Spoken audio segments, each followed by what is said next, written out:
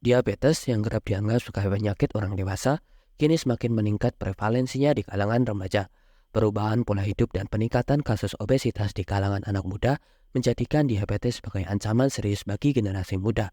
Remaja cenderung suka mengonsumsi makanan cepat saji, makanan yang berlemak tinggi, gula, dan garam. Prevalensi diabetes mellitus untuk anak di bawah 18 tahun di Indonesia mengalami lonjakan 70 kali lipat dari tahun 2010 hingga tahun 2023.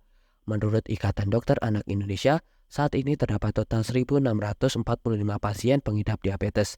Dari jumlah tersebut, sekitar 46,23% pengidap diabetes berada pada kisaran usia 10-14 tahun. Sementara 31,5% lainnya berada di rentan usia 5-9 tahun. 19% berusia 0-4 tahun dan sisanya sekitar 3% berusia lebih dari 14 tahun. Diabetes mellitus adalah kelompok penyakit metabolik yang ditandai dengan kadar gula darah atau glukosa yang tinggi akibat gangguan pada produksi insulin oleh pankreas atau penggunaan insulin oleh tubuh. Untuk normalnya, pemeriksaan gula darah sewaktu untuk remaja yaitu kurang dari 140 mg per desiliter dan pemeriksaan gula darah puasa yaitu 70-150 mg per desiliter.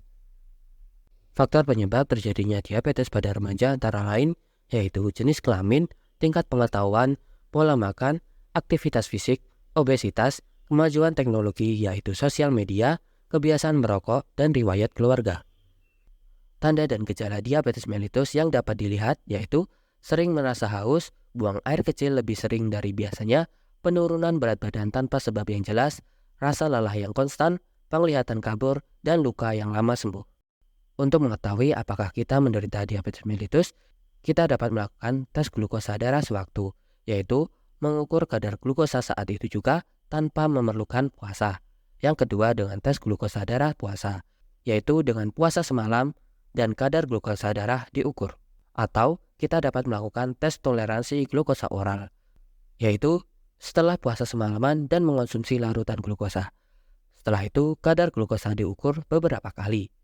Pencegahan yang dapat dilakukan adalah melakukan pola makan sehat, yaitu makanan yang kaya serat, rendah lemak, dan hindari gula berlebih. Yang kedua, olahraga, aktivitas fisik setidaknya 30 menit sehari. Yang ketiga, menghindari kegemukan atau obesitas, yaitu dengan memantau indeks massa tubuh dan lingkar pinggang.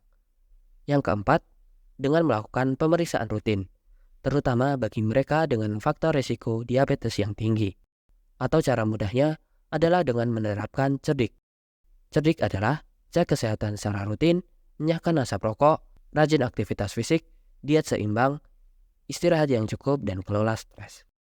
Komplikasi yang dapat terjadi pada penderita diabetes yaitu penyakit jantung dan stroke, neuropati atau kerusakan saraf yang bisa menyebabkan kesemutan dan rasa sakit, retinopati atau kerusakan pada mata yang bisa menyebabkan kebutaan, dan nefropati atau kerusakan ginjal yang bisa memerlukan dialisis. Kesadaran harus ditingkatkan pada remaja yang secara klinis beresiko terkena diabetes mellitus, dan oleh karena itu harus dilakukan screening secara teratur. Intervensi harus bertujuan untuk mengakomodasi gaya hidup sehat, termasuk pembatasan asupan makanan dan keterlibatan aktivitas fisik. Dokter harus memastikan bahwa remaja diabetes mellitus mendapat pengobatan yang optimal dan keluarga serta teman sebaya dilibatkan dalam pengelolaan diabetes. Seluruh pemangku kepentingan harus terlibat dalam upaya ini, termasuk pemerintah, organisasi profesi, dan masyarakat pada umumnya.